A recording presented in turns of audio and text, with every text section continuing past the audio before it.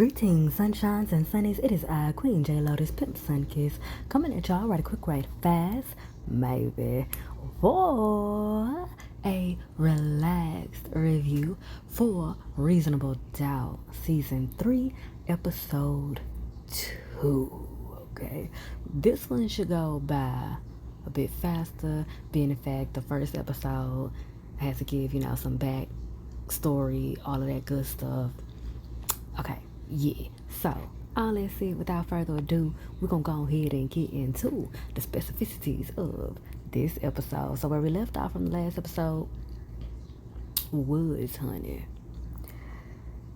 Lewis has been summoned to go spend one more night with Tony. Honey. The other night, why? Even though her name is spelled with an I.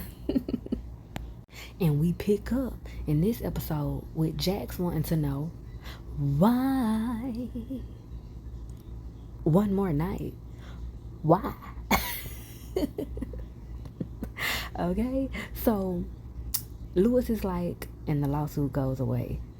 And he also continues on with his agreement that nothing Tony is doing is logical, but he feels like they should feed on into it. And Jax is like, wait a minute, so bending her over one more good time for one more good night is the logical thing to do? Like, hold on. That wasn't on my list of negotiating points, okay? Sounds like it's a little more extra in what she want. And Lewis is like, look, it's really not about what she wants, okay? And it's certainly not what I want. She wants to talk about Jayden, show me some pictures and shit, probably yell at me for a couple of hours. This it. I feel like what she wants is closure. Jax is like, yeah, okay, I bet. Closure. And Lewis is like, look, after everything, the growth, the therapy, you don't trust me? She said, look, you think this is actually about trust? Okay? He like, you seem very worried about me spending one more night with her. And Jax is like, look, the shit just don't sound reasonable. It sound crazy as fuck. And it's giving. Okay? Jax feels like this is all a ploy for Tony to go and, try to sit on her man one more good time. I feel like that's a reasonable assumption to have. Okay? All the while, this is a major test of her trust of Lewis and their marriage. And Lewis is like, hey, it's a billion things that have happened between us that were unreasonable, even outrageous. Okay? But so what? I don't care about what everybody else got to say. We still here. I care about you. We in this together, so what we doing? Okay? We don't need nobody else to co-sign what happens in our house or our marriage. So fuck that and fuck them. What you want to do? The longer this lawsuit and this bullshit goes on, the more we got to continue to have conversations like these. Okay? I ain't gonna lie. I'm gonna have to agree with your boy. I would just bug the bitch. I'd bug him. Okay? I'm not calling him a bitch. I just wanted to say the Nicki Minaj line in such the way. That's all. But yeah, I'd bug him, just in case anything was to happen. If she was to try to, essay him or something of the sort, or frame him for something of the sort, because he won't give her the other something of the sort. You know what I'm saying? Because you can make it clear that she is the one you don't trust, and that's very, understandable, considering the circumstances and everything that she already been on. Tisk. Honey, what y'all think? Do y'all think that closure is just pure manipulation, or do y'all think that it's a time and a place for closure? And do you think that this is the time and the place for closure? Do you think that is any other ways that they could get such closure? Even with, how it ends up playing out. Do you think there's any other way that could have been done? Okay, so yeah, he just basically telling her that he tired of it, he can't do it no more, and it's taking a toll on their marriage, honey. And he give a fuck about her basically, and if she give a fuck about him enough more than she give a fuck about her ego and all of these fears and all of these other stuff, then she gonna have to snap into a Slim Jim. But before she can give a clear answer, she gets a phone call from Daniel. That's his name, Daniel, her Asian assistant, or is he the PI? Private investigator. He specifically goes around and does like the footwork to be like a casual double agent type individual. This is kind of interesting because I know that the song is Secret Agent Man, but I know also that a lot of people, including myself for a long time, thought that they were saying Secret Asian Man. And so I think it's pretty cool that in this show he is both a secret agent man and also a secret Asian man. I mean, it's not a secret that he's Asian, but it's a secret that he's a secret stealthy person. He so happens to be Asian as well as an agent. Is it? Anyway, he got some lowdown for her. So what he done found is there's a video coming out about a certain client fighting with his missing girlfriend on a doorbell camera, and pow pow gunshots play out on the camera. And apparently this is from the night that she went missing. Okay, so Jax checks that and says, they gonna meet about it later. And she got it in her notebook. She gets off the phone with him. She turns to Lewis and lets him know she gonna have to sleep on that their offer, and they'll get back to it next time. Honey, I guess that's good enough. And I think it's reasonable as well, considering that lady is crazy. A part of me also feels like Jax, a part of her trust issues in this situation, amongst her egotistical shit, I feel like she's afraid that a part of her karma for introducing the infidelity and all of that into the relationship would be her losing Lewis to another woman, one way or another, whether he leaves her or just continues on, another relationship or, whatever with another woman. Because I feel like the way that their relationship and their love, and especially his loyalty and such for her, has maintained and been so resilient through all of the things, like him giving that speech about how much they've survived, as much as that is monumental in general. And from his perspective, he's like, this should be the reason why you trust our bond, our marriage, the stability of it, the longevity of it, the everlasting of it. But in her mind, from her perspective, especially as she be in her ego type shit, it's very easy for her to hear that as that's every reason for me to feel like one more false move and this shit could fall apart. Because she could feel like, in a way, it's too good to be true that their marriage has been so resilient, that his loyalty and love for her has been so resilient, especially the way she's been so complex. So yeah, moving forward, we pick back up at Jax's house with the video of Ozzy and his girlfriend arguing, playing on her phone in Ozzy's hand, okay? He got the nerve to ask her where she found the video. So she was like, baby, when were you gonna tell me about said video? When was you gonna tell me about all of that? Your boy Daniel was there as well. How's he talking about we fought, so what? She just pissed because I was gonna make her sign the NDA. I don't believe that for a second. I know that when they were arguing, It did seem like he was accusatory in a way that he presented whatever it was that his mama said about her to him. So he may have threw up some sort of ultimatum about the NDA, but I don't think there was a direct presentation of I'm gonna make you sign this NDA, because he also sounded like he had to think of something to say, low key, high key.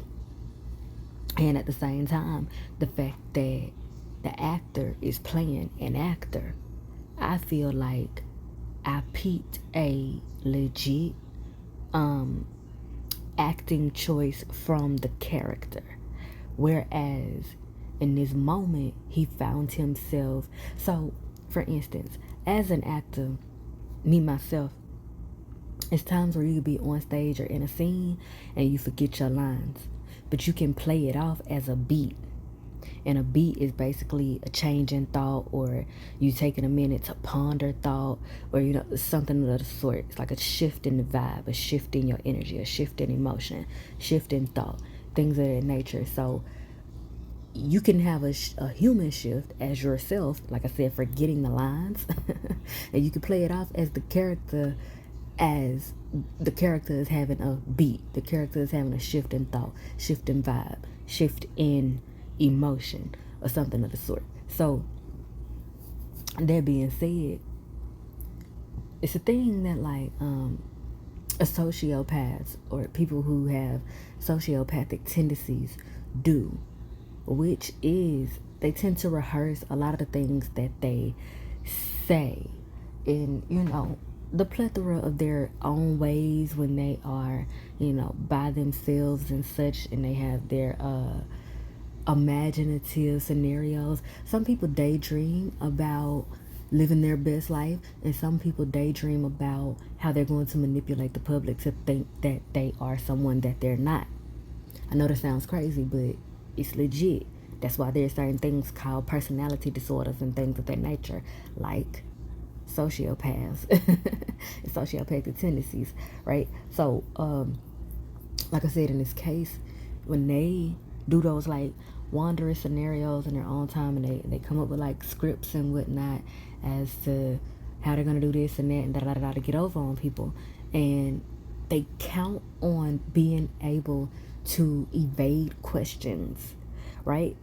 So, and dealing with someone like Jax, who, especially where she is in life now, knows how to ask the right questions to get past someone's personal script, someone's personal disorderly script.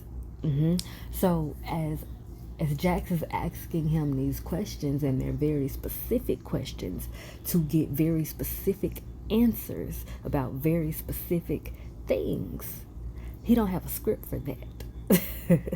He don't have an internalized script for that. So he also don't have an internalized script for dealing with someone like Jax. Okay, so therefore, amongst why he called Cash first, okay, also amongst me getting to the point here, right, his acting choice, where he starts to say, okay, we fought, yeah, she's just mad because he didn't have a full script for that. So the acting choice he made in the moment, the character, that is, the acting choice that Ozzy made to get by in this situation that he's in, was to play it off not as if he couldn't think of a lie, but to play it off as if he felt guilty about having her, or at least presenting having her sign the NDA. Okay? Again, like, when you're acting, it's not meant for you to be like lying and manipulating, but to act, you use real emotion and you direct it to whatever the make-believe scenario is of the script, story, play, movie that you're doing. Okay? So Ozzy in this case is totally out of fucking line because he's in a real life scenario and he's acting. He's acting in the way he used real emotion, which is guilt. Because whatever it is, whatever part he plays in whatever has happened to Wendy, he feels guilty about it. And so that's what came in the midst of him not having a script for this scenario. Because he wasn't planning for Jax to come upon that video, clearly. And at least not this soon. Okay, so he didn't have a script for that.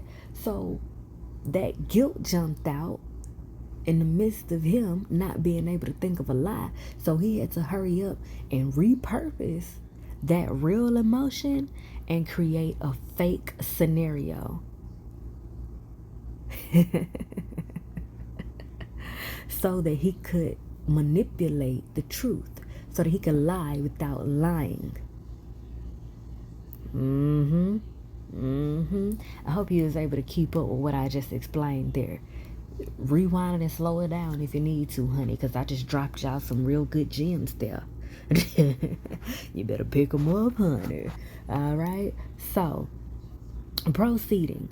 Like I said, he started talking about he's going to have her sign the NDA, all some more shit. Like I said, I don't believe that.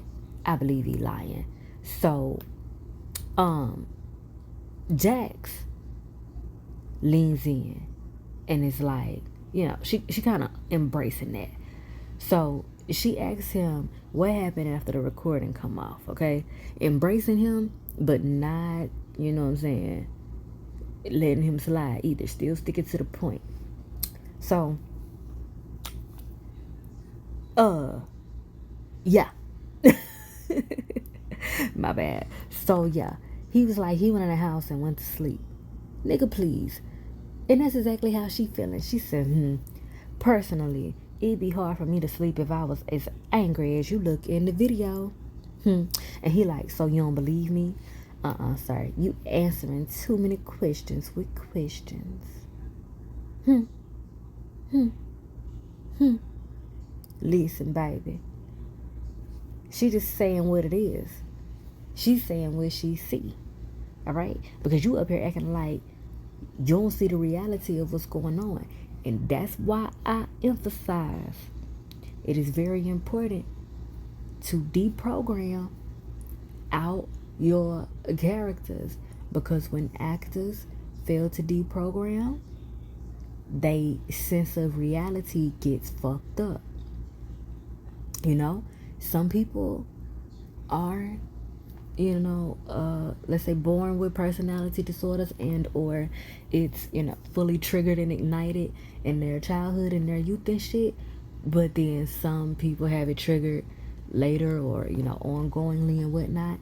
And I do truly believe that, for one, personality and mental disorders and things of that nature are also spiritual disorders, as well as they can be spiritual gifts that have been severely wounded and damaged, you know. And being an artist is a spiritual gift. And so when you're an artist, a spiritual gift, your artistic gift, spiritual gift, gets corrupted in such the way, like I said, it fucks up your sense of reality. There's such thing as artistic hygiene, which parallels and can be interchangeable with spiritual hygiene. Because it definitely seems what's going on with him is his sense of reality has been corrupted. Because whereas in acting, you're supposed to be using real emotion for fake scenarios in, you know, controlled environments, specifically for telling stories, specifically for educating and entertaining, with the balance of those things all together, okay, well-roundedly, stably. And he is here having fake scenarios and using real emotion to create fake scenarios within real ass situations. He's operating in a drastic sense of delusion, and it's unfortunate. And that's what Jax is trying to snap him the fuck out of. Cause she like, baby, when this drop, we can pretty much go straight to negotiating your arrest. He like, look, that's the truth. She said, look, you listen to me carefully because every move you make from here on out counts. You are a person of interest in a missing persons case that is getting bigger by the second. Every reporter, future jurist, social media junkie has been analyzing how you behave from the moment this news dropped. Think Menendez brothers at a basketball game. OJ and his Bronco. Okay, it's all on canvas. Baby, cameras everywhere. And everybody already knows who you are. And they're using it all to paint the picture of who you are and what you could have possibly done. And guess what? They don't want to wait till find Wendy to arrest you and put you on trial. He like, what the fuck you mean? Listen, you gonna put up your own money as a reward to find her, all right? You are going to keep calling her, reaching out to her friends, look like a person who wants to find his missing girlfriend.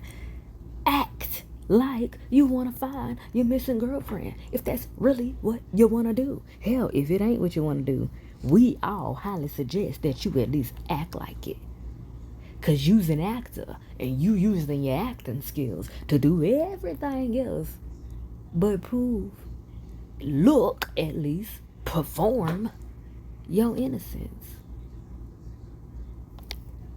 My gosh, today. And I want to commend Jax because I feel like they are possibly intentionally kind of mirroring the client she had from the first season, because he was very much so the type of sociopathic personality that was very masterful, if you will, at performing his innocence, performing his cleanliness, if you will, his greenness in such the ways, right? Whereas we have another example of, you know, a type of sociopath, which I feel like it could be some narcissism in there as well. And he is also an actor, which the thing about it is too, a lot of actors, especially when they're off stage, effortlessly are transparent, even if they have sociopathic tendencies. There are things, truths that show through inevitably. But all that said, I feel like he plays very much so on infantilism. He doesn't like the infantilism, but he plays on it very well.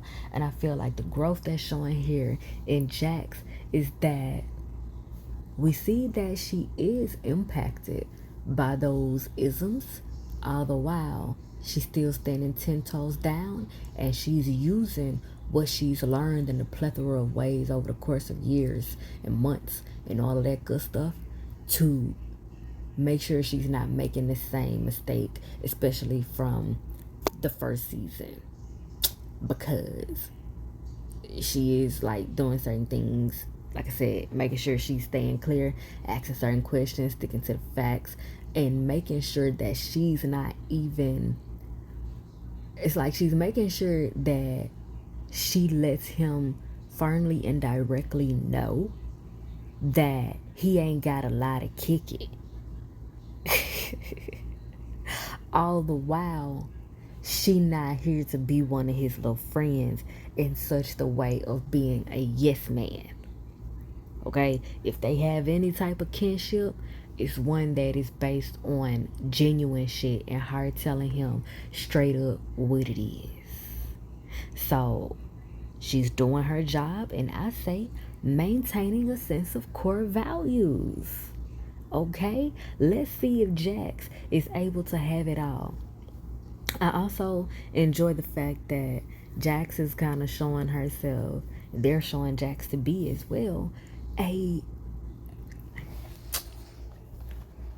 don't want to say this, but I'm gonna say it, a better version, a more I'm just gonna keep it at better, a better version of Mary Jane from being Mary Jane, because I feel like Mary Jane did not have growth. She didn't have real growth. She learned how to perform better through the bullshit and perform her bullshit better, but I don't think she actually grew. I feel like actual growth is happening with Jax. I love it. So we pick up with Jax at the office talking to the rest of the partners about, basically the updates on the trial.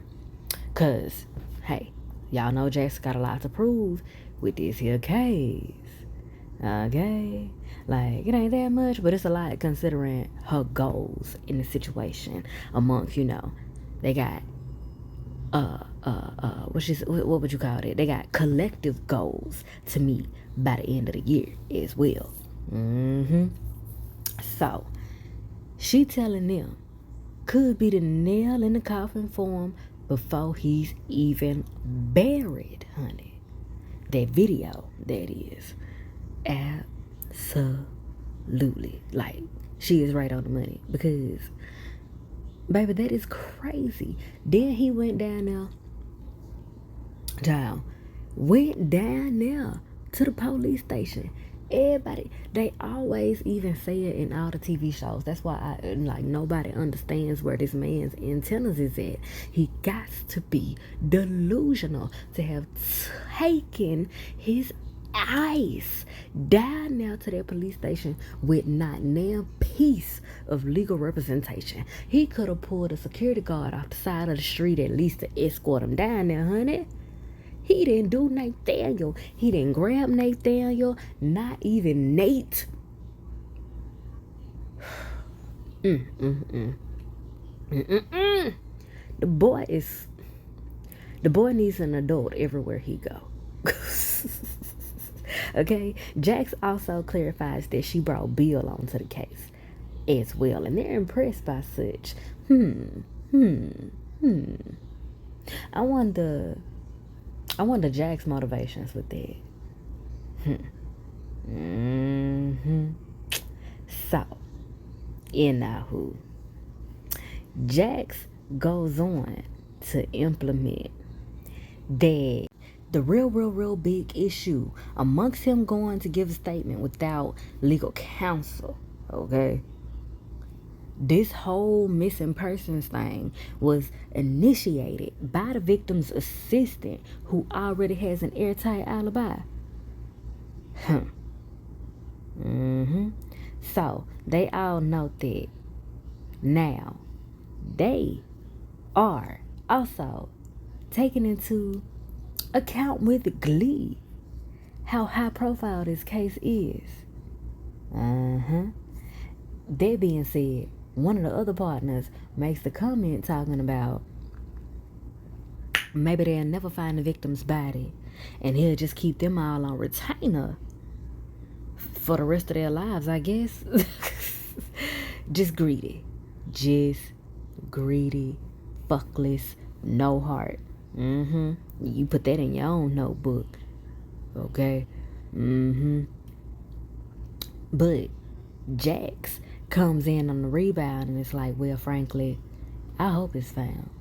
Cause shit, I can refute evidence in court easy, but battling speculation in the court of public opinion is even more challenging than it ever should have to be.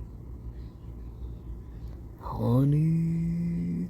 But see, the thing about it is, of course she thinking that way, but they entertained by the bullshit. Especially since they ain't gotta do the hard work. They would love to see her up there just ping-ponging it out on that case indefinitely, as the specific word that they used. So, in the next scene, Jax is going to talk to this other legal person. One of the lawyers is that same lawyer that she often it's this lawyer that she often goes and talks to. They got like a frenemy type relationship. Can't remember his name, can't remember his exact position, but they be exchanging They be exchanging notes and such, but they're often on opposite ends of their cases. So she gonna ask him, he might be the DA, huh? Anywho, she gonna ask him about Wendy. And he like, why you coming to me and not the chief of police?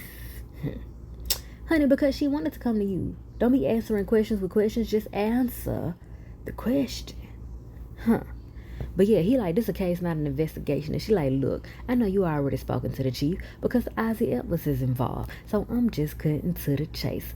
And he talking about, like I said, it's a missing persons case. And she like, but answer my question.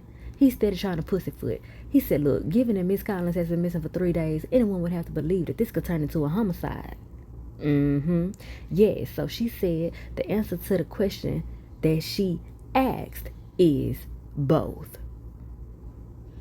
Now, you gotta take into account that the way that they keep doing a lot of these scenes, even from the first episode, it's like they zoom the camera in mid-conversation. So, shit. My bad, y'all. I got a little tongue-tied. But what I was trying to say is, so we entered this scene with her asking one question, but the question that she's referring to by the end of the scene is a whole nother question that we didn't get to see because the camera entered, our point of view entered mid-conversation. So that's something also that everyone should take into high account in viewing the show, especially this season. That's something that I'm taking into high account. So yeah. So keep that in mind, that there was a question that she asked before we entered the scene, and the conclusion she came to is that the answer is quote unquote both. Okay, noted. We keep on moving forward, and we pick back up with Cash Doll, aka Nisha McCall. But Daniel strolls upon her, and Daniel is the private investigator. I've been classifying him as an assistant, my bad, but he is the private investigator. And so he strolls upon her and makes it clear that he's a part of Ozzy's legal team. Okay? And she like, yeah, I'm a part of Wendy's team. I'm her assistant. Yeah, no wonder he ain't been answering my calls. He done lawyered up. So Nisha is very much so pointing the fingers, pointing the arrows, putting the spotlight, putting all the disdain and the salt over there in Ozzy's direction, on his name, on his image, on his reputation. We can very clearly see she ain't fucking with him. Alright? So yeah. And he clearly ain't fucking with her either, because he ain't answering none of her calls. So, they must got some division in their history. So Daniel's asking her what she know about the alleged missing person. Nisha makes it clear ain't nothing alleged about it. So she makes clear. Now, this is very important to note, because Ozzy was telling the police and telling, whoever would listen and ask him the questions that would listen to them bogus ass answers that he was giving, that Wendy would go elsewhere and come back hungover, tired, sick, or, whatever, what have you, and, be all closed off and no good for nobody and nothing type shit.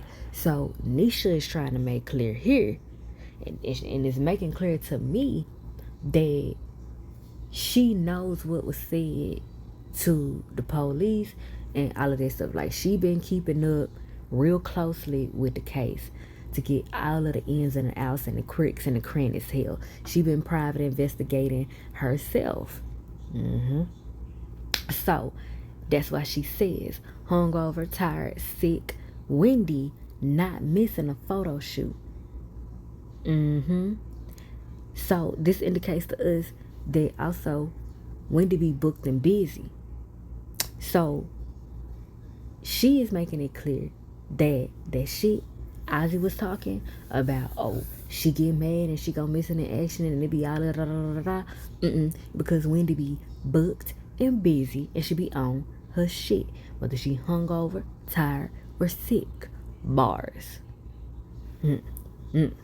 No pun intended. Okay, so Daniel is like, and you already found a missing persons.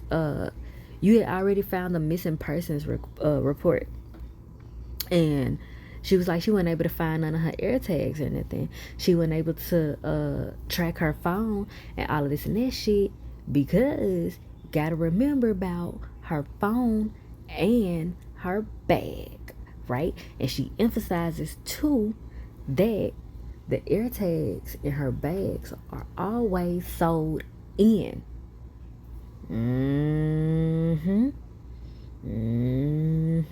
So she's saying that's why she went to the police, like highly why she went to the police type shit, so that they would be able to track it, even though it was, missing in action or whatever the fuck was going on with it, disabled or whatever. And they found it on the 91 freeway. So Daniel takes that information back to Jax. Jax takes it back to Billable Bill, and they take it back to Ozzy. And they meet up at her house that night to discuss the things. And Ozzy admits that the police told them about the purse, which they did. We seen them do it, and we also seen that her and him sit up there and lie by omission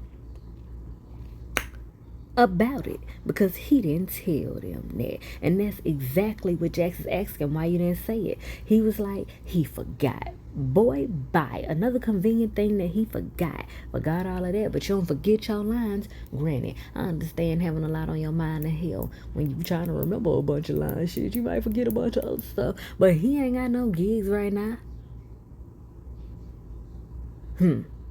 That's why he clocked in real life. But we're gonna see what's going on with your boy. Either way, he got some serious issues. But he's talking about, look, I'm sorry, but it was so much going on that night, and honey, he always got some excuses. He getting on my nerves. There's so much going on.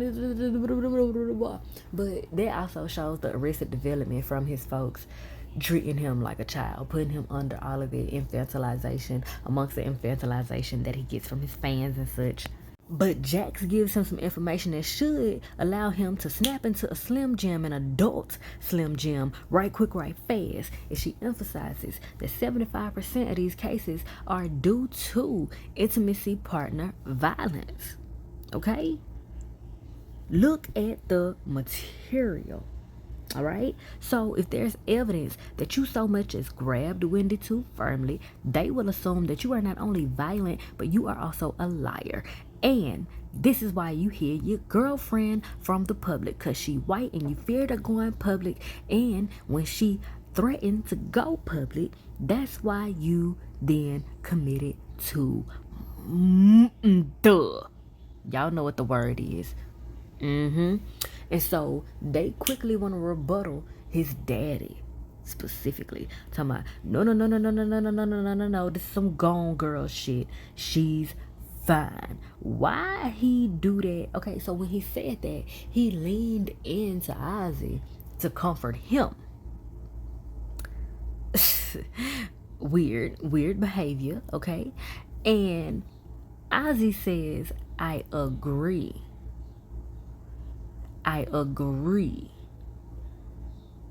So what that tells me is that his daddy just fed him a script.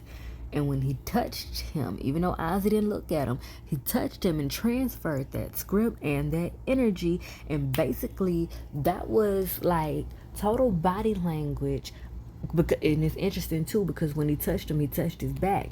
That was the body language of literally putting a battery in his back. Putting a battery in his back that came with a script included, as well as all of the energy to snap into the Slim Jim of his performer identity. So this also indicates to me that a part of the reason why Mr. Ozzy has not been deprogramming from his roles is because he has not had the space to. He acts on set and then he has to immediately go into another role 24/7 as he is around his family. He was born into the acting role of Ozzy, performing however the fuck his family wants him to be at any whichever given time. And honey, that shit plays out so freaking interestingly in this scene alone. And this is just episode 2. Boy, I can only imagine the things that this actor is about to be able to do. And I'm talking about the actor that is playing Ozzy as well as the actor that Ozzy is. on set, in screen, on all of the sets. Okay, but like I said, he receives that battery put in his back and he snaps up and he's like, look, I agree. She's just punishing me because I yelled at her. Yeah, she's not fucking missing.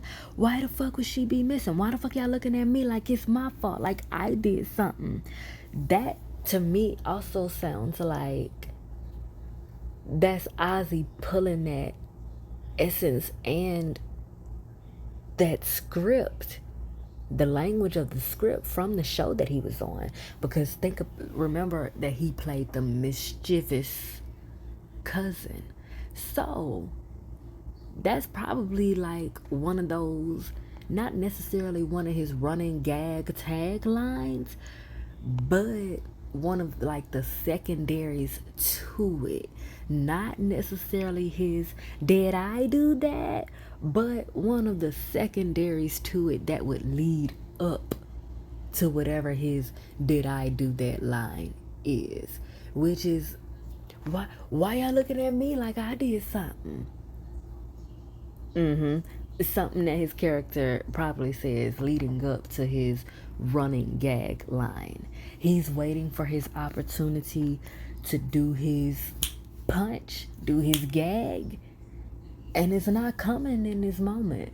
He even sits back, opens himself up, lays both his arms out on, opposite ends of himself across the couch type shit, looking at everybody gleefully, hee hee ha ha, and all of that. Literally like he's waiting for the opportunity to do his punching gag. No ma'am, no ham, no turkey, no jam. And Jack says, look honey, you don't have a real alibi considering you were at home all alone and have nothing and no one to confirm that fact. And you were the last person to see Wendy alive. And since you already went to the police, placed yourself at a disadvantage. And Bill jumps in and say, this is why our counsel is so crucial. She knows exactly what steps to take. And we're going to be right there with you, guiding you all the way through.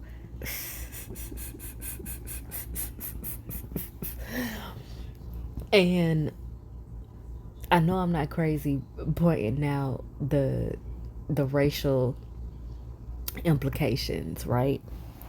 I like how casually they do it here because it's not like a matter of Bill being wrong for operating in this trope. It's just humorous that it's here intentionally in such the way. And what I mean by that is we have the stereotypical tropes, if you will, of Jax playing the bad cop and she's the dark-skinned black woman, often seen by, the people in the show, certain people within the show, as, an angry black woman, if you will, a difficult, complicated black woman, if you were difficult to work with, quote unquote aggressive or something, intimidating, that shit, right? So she could very easily be seen as, stereotypically operating in that stereotypical trope. And then here you got Bill jump in right at her peak, and he gets to be the good cop, the good, nice white guy that balances the scales and creates that cushion for the angry black woman's daggers. And I know they intentionally put that here. Definitely discussion piece type shit. Definitely something that can happen regardless. Like, for instance, yeah, Jax is dark skinned and black and a woman. Bill is white, a man, and has this stereotypical good, nice, maybe even considered sociopathic-y white guy type of look. Right? But also they could have ways about them that, one, Jax can be complex, intimidating, angry, all rightfully so. All rightfully so. It could straight up be the truth. Maybe even it is the truth in this scene that Jax is angry. Okay? Amongst the facts so happening to be black and dark skinned and a woman, she is angry. She is complex. She is divified. She is aggressive. And I would say has every right and reason to be. Because she's done her part and she keeps being lied to, turned every which way but loose, and having to work extra hard because people not listening to her the first time, let alone not doing what they should just know to do. Okay? Amongst Bill here, stepping in to be a cushion, to be his good representation or whatever, hey. And he could also have every right and reason to do so, because he could rightfully observe that Jax is angry, aggressive, intimidating. Yeah. And he could also observe she has every right and reason to be, and also observe that considering the type of clients they're dealing with, this may be a good time and place for me to play the role that I can play and create that cushion. And that could very well be a purpose of integration. I say that as both fact as well as being humorous as well as being philosophical. Hey, what y'all think? Because I feel like they put it there for this purpose. But I love how it's operating, because I feel like, bro, it takes intelligent people. It takes very intelligent people to write this like this here. For it to be all of these layerings within the characters, the typical shit going on amongst layerings of the dynamics going on here. This is great. So yeah, Jax is like, did you take any of the steps that I laid out for you yesterday? Yeah, she segues right on in amongst them doing that shit, and she just comes right back in on the rebound. Did you take any of them steps that I laid out for you yesterday? Because, honey, all Bill did was remind her of another question to get to the bottom of some things, okay? And this makes it even more clear that he has done Nathaniel. And so Jack says, I know everyone else does what's best for your career, but it's time and it's my job to treat you like someone who might be on trial for murder. Sister girl, literally his sister, want her to stop saying murder, as if that's not a real possibility that he's looking at. Everybody needs to snap through the fourth wall. Snap through the fourth wall. Okay? Because y'all are in it. Y'all are knee deep in the fourth wall. Okay? Get it together. Get it together. Yeah. Jax gives her the right look of, bitch, who are you? But she's just like, look, I hope they find her alive or not. Because we're working with a real big pickle here. Okay? And it ain't flavored. It's straight up sour. Alright? As in flavored, it ain't no Kool-Aid pickle, ain't no candy coming with it, no hot chips or nothing. It's just straight up sour. Might even be a little rotten on the inside. Alright? Okay? So, all he want to start talking about, if anything, it's making me look guilty. It's hiring all these big time lawyers and y'all doing all of these. So he want to say, oh, I think we'll call it here. And you know, Jack says, don't worry about that, because I quit. If he's going to dig his own grave, he don't need 2 more shovels. Bill want to try to hold her up. Everybody else want to try to hold her up. She hightailed it on out the door. Bill hightailed it behind her and was like, look, that was a pretty rash decision. Actors tend to be dramatic. Yeah. Okay. All that said, and no offense, you seemed a bit impulsive and reckless. He also goes on to say, how do we break this to the other partners? That is a good question, Bill. That is a good question. What I feel this shows, though, Jack's looking at him in such the way, I don't know, she might see the same thing I see. I feel this shows he cares a hell of a lot about being liked.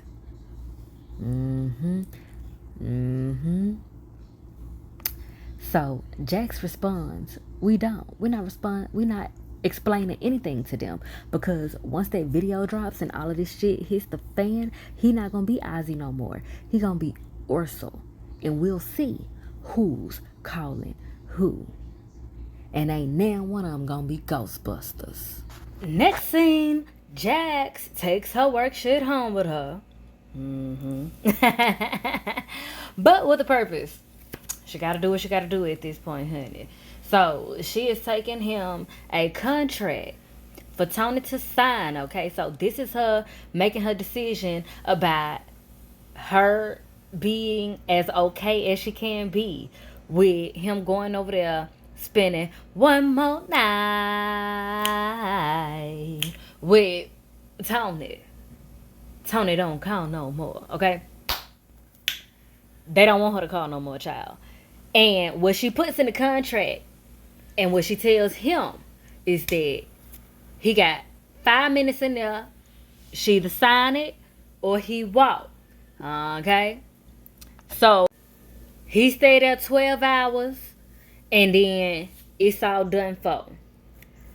And she tells him that she trusts him. But then she also threatens him and Tony's life if they are to cross each other's panty lines. So Lewis is just like, okay, all right. I feel like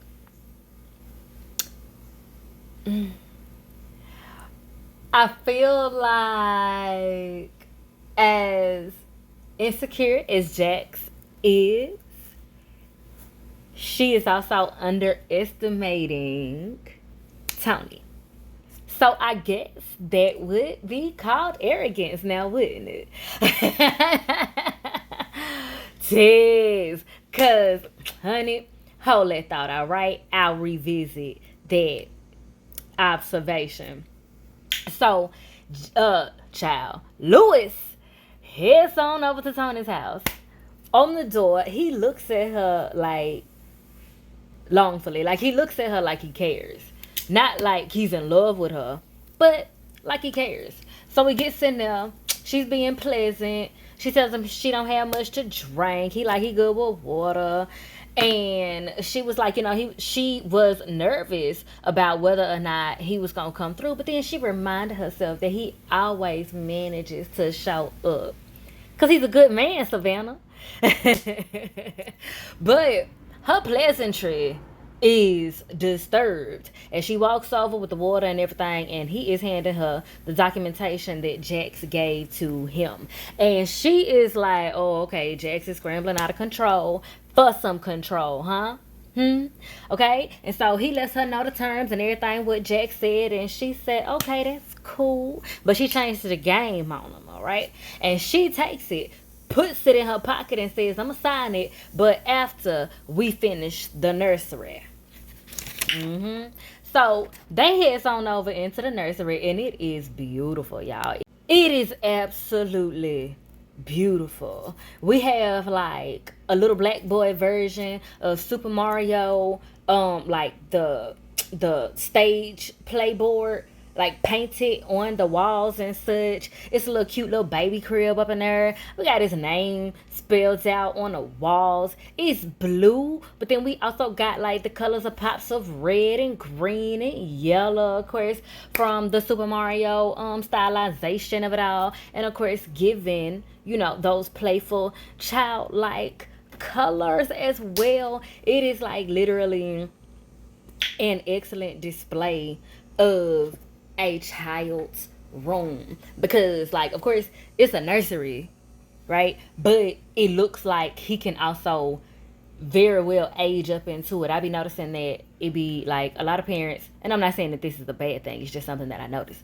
There are a lot of parents who will either put their kid in the room with them, or they'll put them in a smaller room, and then as they get like 3 or 4, they start to put them in the bigger rooms. But this room is already like pretty big, and it's set up like it's for him to grow into as well, which is cool. I love that. So yeah, honey, she was like, she decorated it and everything in case he became a gamer like his dad. So that makes sense why she implemented the Super Mario theme and all of that. And I love how they made it a little black boy. So cool, so cool. And he got a little afro too. So yeah, Lewis is mesmerized and everything, and she's like, yeah, she was talking about, she did it in inspiration for him, and Casey became a gamer nerd like his daddy. But she sure, it's nothing compared to what he had set up at the house with Jax. And she was like, well, he didn't get a chance to set up a nursery. And she calls him Lucky. Honey. Now, of course, she was being sarcastic. And she had tears in her eyes when she was saying it. I feel like she took it like he didn't care enough to set up the nursery. And or she took it like Jax didn't allow him to set up the nursery. And he did care. And also maybe Jax kind of didn't allow him to set it up, even though she may not have said don't set up a nursery. But everything else that was going on top of the fact that they hadn't even told their kids about the baby, that in itself sets up and implements.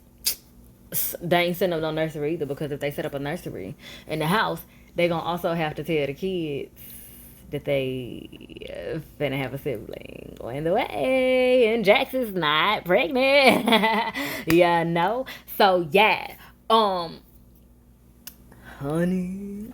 So goes on over. She shows him the little baby jersey onesie, and it's an inspiration to Jalen Hurts, which is Lewis' favorite player off the Eagles, honey. Football team, in case you ain't know. So he is looking longfully at it, and it's like a very much so very much so a mix of emotions that he got going on. Like, he is feeling appreciative, it seems, sad, and feeling grief, it seems, but also like I feel like intimate with her, but not in a romantic way, not in a sexual way, but intimate, like in a spiritual way, perhaps. And it's like it does something for him. That's what I was saying. He gets some sort of emotional and spiritual gratification from her. I feel like it was already going on before they had the affair and everything. And I feel like they were friends. They were already friends. Hence, I mean, also, their daughters were best friends. Lewis is a Mr. Mom ass dude and shit. And so, of course, he would be frolicking and doing all of the things with the other moms as they doing with and for the kids and all of that. So, they already had a connection, like talking about, which would also make sense. The roots of Jax and Tony being competitive with each other. But like I said, I feel like Lewis gets more of an emotional and spiritual gratification from her, and it's deepened through the conception of the child and the child transitioning as well, because it's like they have like a guardian angel between each other now.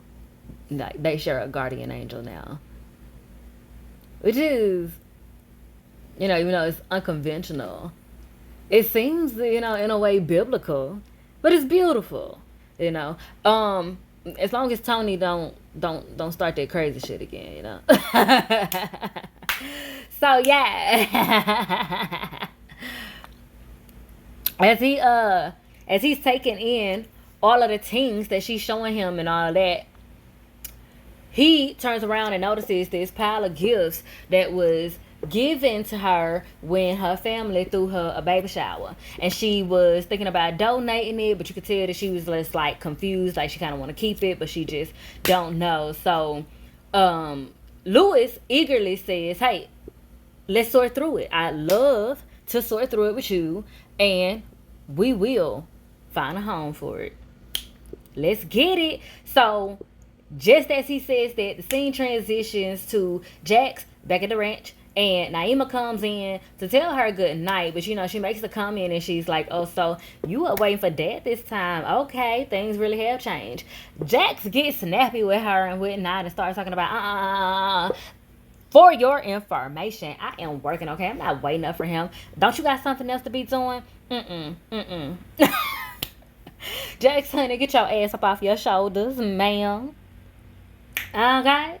Because Naima says, baby, you can start rolling your neck and snapping your fingers. She didn't say exactly that, but that's my interpretation of what she would have said.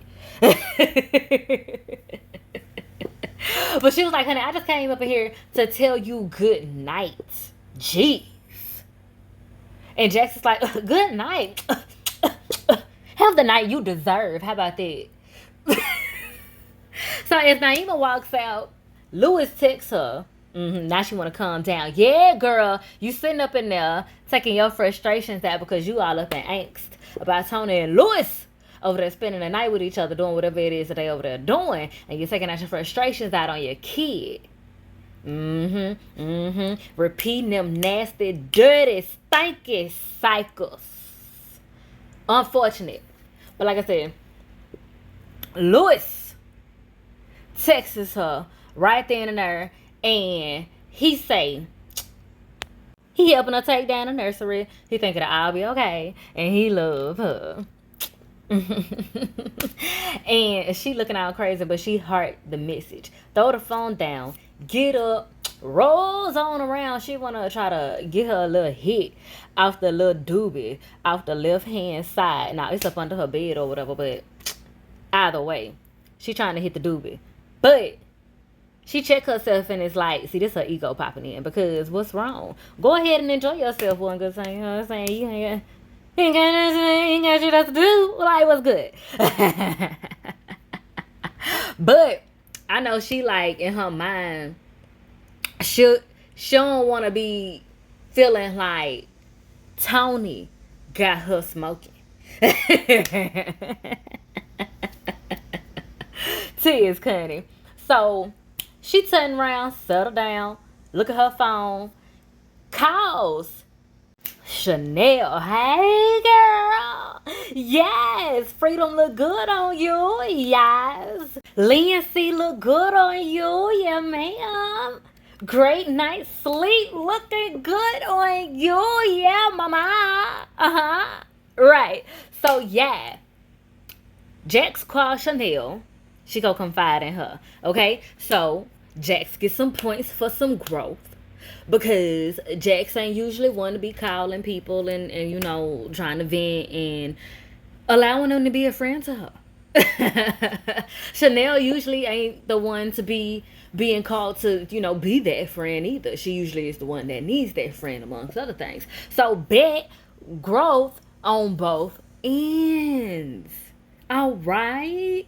We love to see it, okay? And I'm not gonna lie, I hope we get to see Jax being more intimate with her friends through this season as well as through seasons to come, okay? Period. What I said, okay? All right. Now, like I said, she called Chanel and Jax and her, is she up? And Chanel like, well, honey, I am now. What's going on? And so Jack started giving her the lowdown. Let her know Louis over there with Tony, as they call her, Honey. Unfortunate. So Chanel cut right to the chase. She said, honey, is they fucking or nah? Jack's like, nah, absolutely not. They ain't crazy. I trust him. And so Chanel like, honey, if you trust him and it's all of this and that like this here, then why are you on my phone, especially at this time of night? What's going on? So Jax is like, look, I'm just trying my best to be rational. I'm trying to get this monkey up off my back. Y'all, that's a phrase. I'm not calling no black people monkeys. There is a phrase. A spiritual one at that, if I'm not mistaken. Okay. But yeah, so yeah, she trying to get Tony up off her dick, off Louis' dick, and some more shit, honey. But without her sitting on it one more time, or getting bent over one more time, or getting laid down one more time, or getting munched. You get the picture here. You feel me knocking? Let me in, all right? She said she missed the days when she would just be like, you know what? Fuck you, nigga. I don't need this shit. Get the fuck out. Honey, it be like that sometimes. But when you're trying to get something you ain't never got, you got to do something you ain't never did, honey. So that's what she trying to do. So Chanel aids her in that by switching the tone, switching the gears. And she said, look, you ain't got nothing to worry about. Louis loves your dirty draws, honey. Will drink your dirty bath water. Alright? He cherish you. He is not finna be throwing what y'all have out in the woodworks, in the wood chipper, honey, for the wolves to come and pick up. He ain't finna be doing all of that. Especially not over Honey. Tisk. And ooh, y'all almost fell.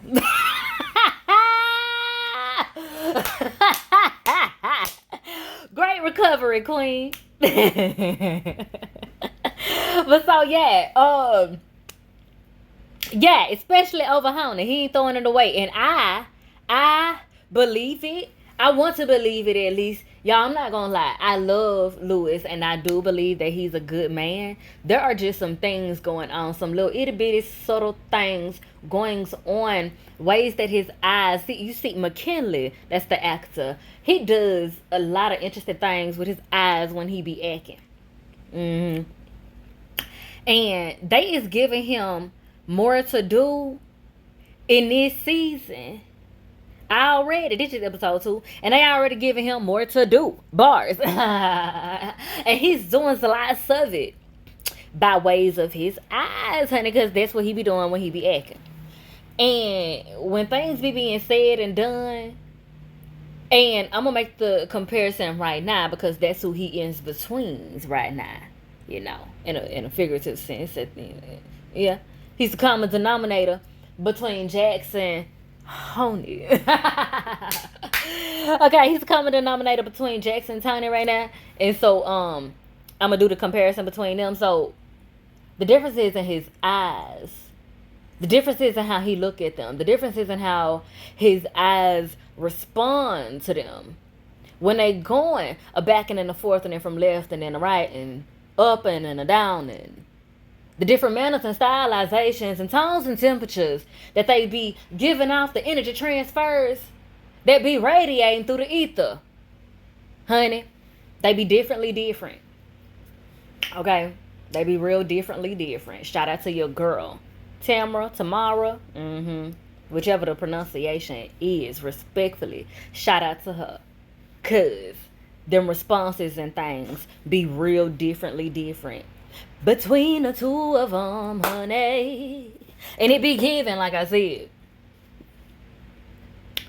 He seems to have good emotional and spiritual intimacy with Honey. And wow, that can mean everlasting stability with him and Jax, at least, of their marriage, at least legally. Okay, their bond, perhaps physically. Howsoever, the way that Jax is very me, and very, has a ton of walls around her spirit, and Lewis is a very spiritual, heartfelt person, and all of this that done happen, and he done got a dosage of what mutual spiritual intimacy gives. I don't know, child. Eventually, he may not leave her for Tony, okay? He may not physically leave her, legally leave her, any of that. But,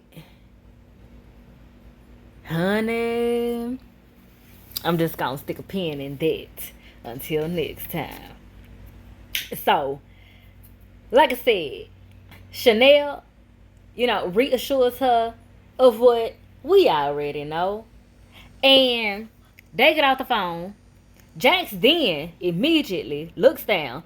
Y'all, do y'all notice that Jax don't ever get a second to process anything that is happening? And I'm talking about even in a micro sense. She does not ever get the opportunity to process. She don't even give herself the opportunity to process anything that be going on before a notification goes off and she answers it.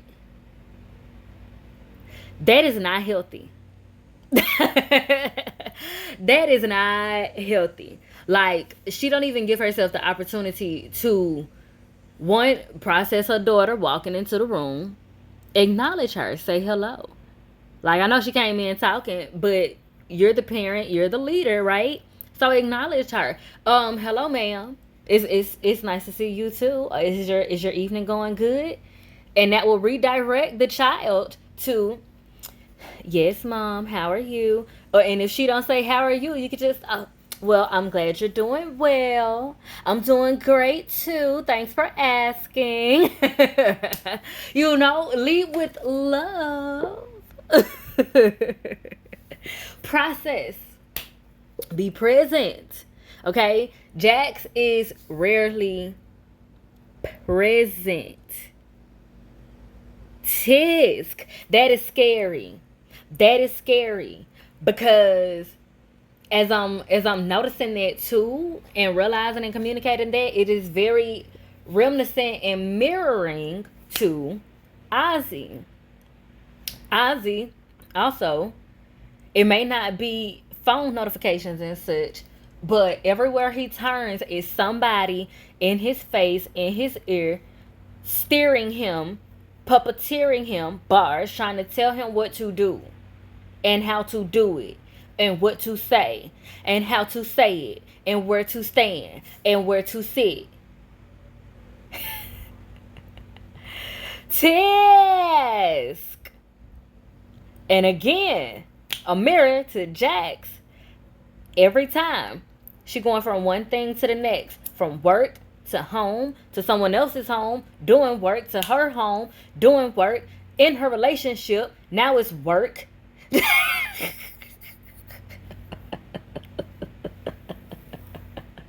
Interact with child, not even present with child, dismissive of child, don't even really like child, it seems. Goodness gracious. On the phone with friend, okay, I gave her some points, but I do gotta clock her also. On the phone with her friend, being vulnerably performative.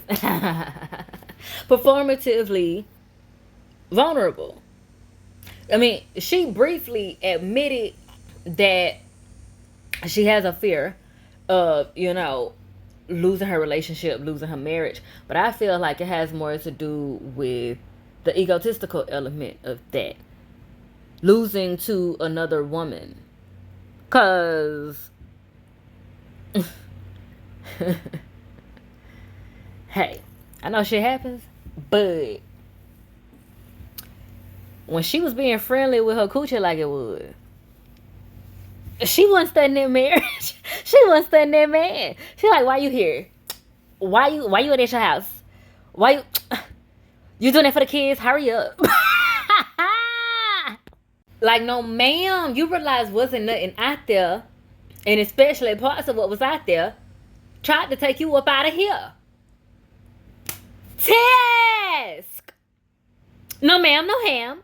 No turkey, no jam. Bars, okay? And don't get me wrong. She can very much so honor her emotions surrounding her ego about, being afraid to lose to another woman. If that's the fear, that's how she sees it, or whatever. She can feel that way. Absolutely. All the while, she can't get past that feeling if she don't first honor the fact that she was being ungrateful in the first place.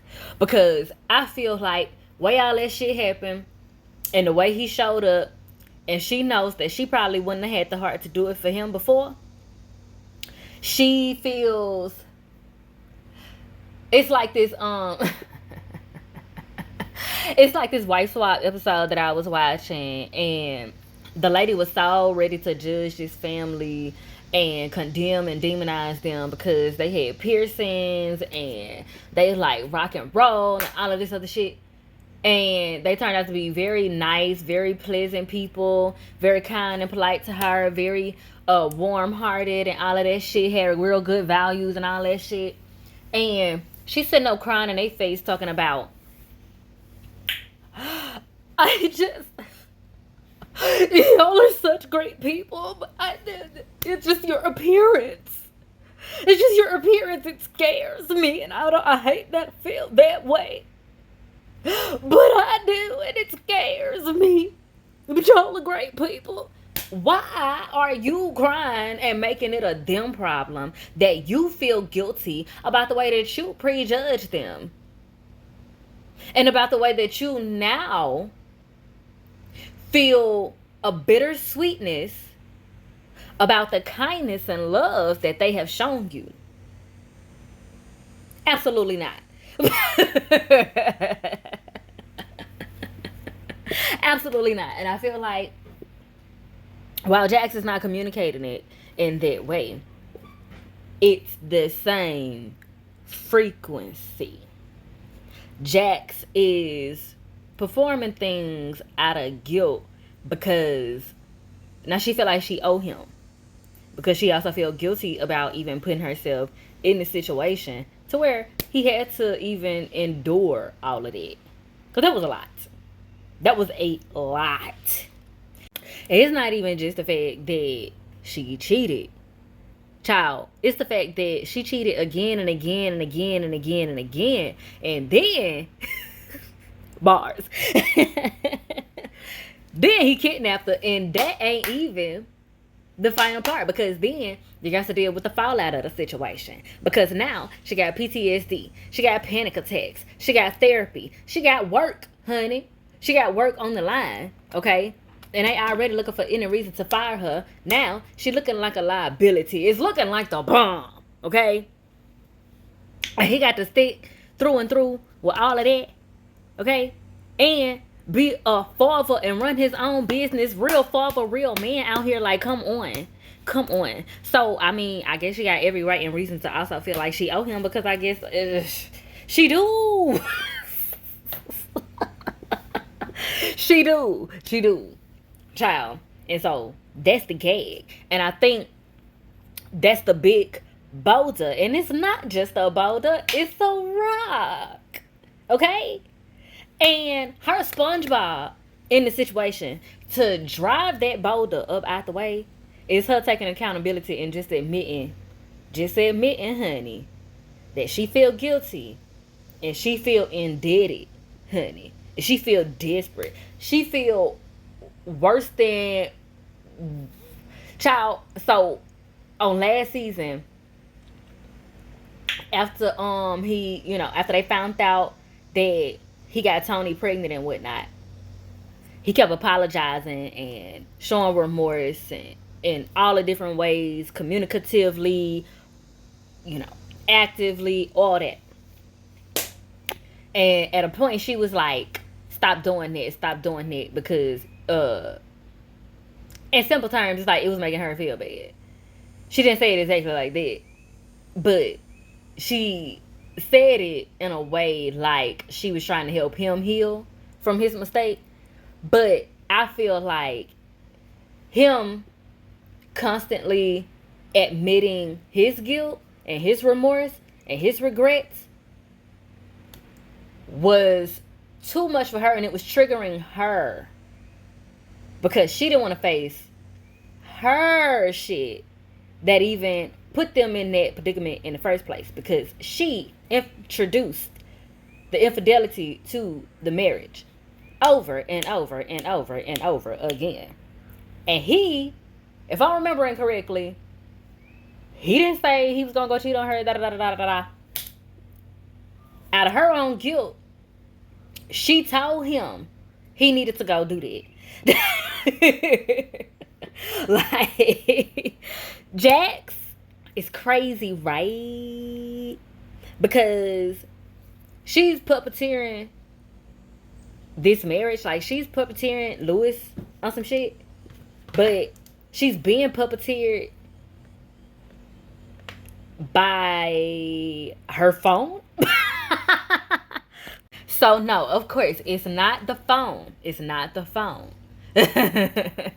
But who is on the phone? What is on the other end of the phone every time it is dinging and ringing and pinging from the other side incoming? A human being that has a penis. Oh my gosh. She's being puppeteered by penis. There we go. That's it. And now that we got that answer, class, we are going to move on to the next lesson. Nah, the next scene. So, like I said, she looks down, get a notification, and sees that video of Isaac and old girl outside arguing, going to back and in the forth end. Honey, it done went viral. It's up and it's stuck and it's fucked up. Tragic. So, transition to his old stupid self over at the house with his folks, and they in there listening to the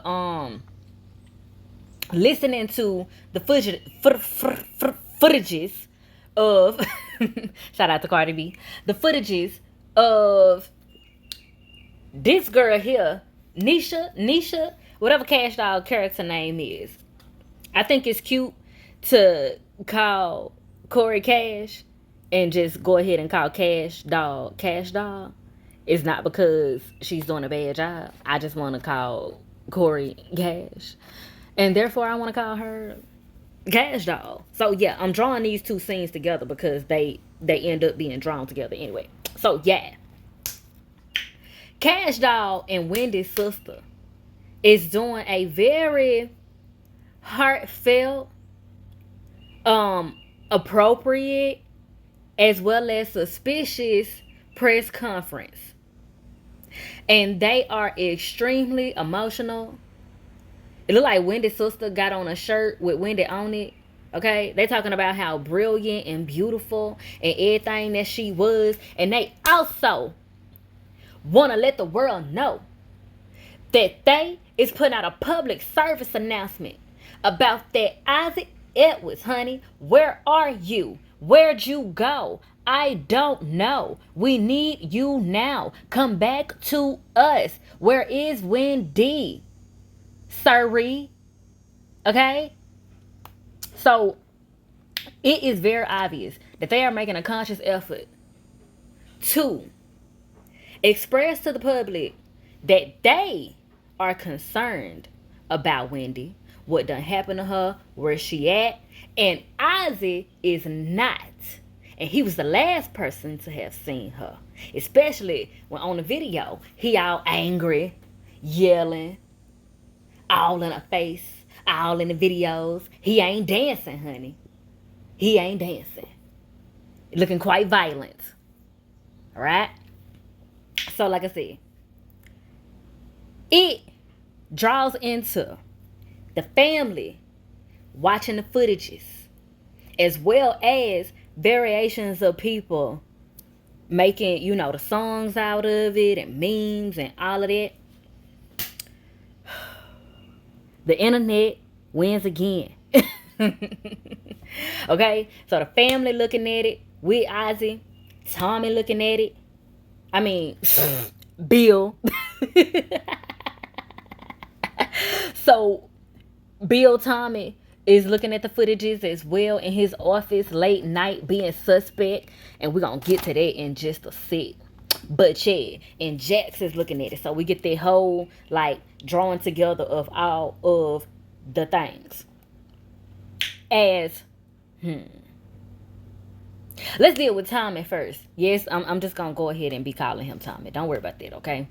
So yeah, I'm going to just go ahead and be calling him Tommy. And like I said, he at his office, also looking at the footages. I feel like he's studying something, but it ain't what he want us to think that he's studying. I know he in there by himself, but I feel like he's a sociopath to the fullest degree of taking it totally solo as well. Y'all know, people keep saying that Joseph is giving Tommy in the character of Bill. I feel like that's very easy to say. But I feel like there is something very H.P. Lovecraft about him. I don't know if he... See, the thing is, too, the dude that created Facebook, or the CEO of Facebook, what's his name? Mark Zuckerberg. He also looks like H.P. Lovecraft. But Joseph don't look like H.P. Lovecraft, but there are things that he is doing with his face, his facial acting, as well as the things that he does with his eyes. And it's giving H.P. Lovecraft. It's giving recluse that has some resulting social issues in very creepy fashion, okay? But hold that thought.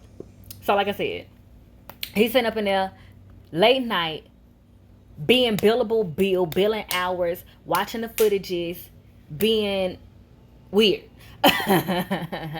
And them other sketchy partners, they walk in and they like, oh, look at our guy. You know, those late nights get way worse before they get better. He talking about he look forward to that. Uh-huh. And they like, I hope the case is going well and this and that and the third. And so now, suddenly, he morphs into motherfucking Young Thugly. Uh-huh. Spilling the tea. Singing like a canary. I cannot. I cannot. So, how he goes about it, as they talking about, sir, child. I'm sorry, he done made me mad. Let me get myself together. So, they wish them well on the case. That's all he had to let it be. He could have said, say less, and just let it be. Sit up there and keep twiddling your thumbs, okay? Whatever it is that you're doing.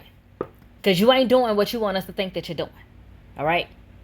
So, because Jax told him in the first place what her tactic was. You up here shadowing her.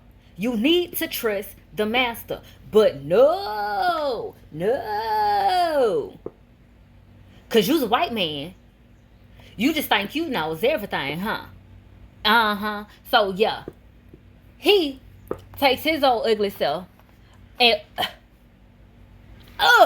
yes, I want to jump through the screen on him. Anywho. Takes his old ugly self over there.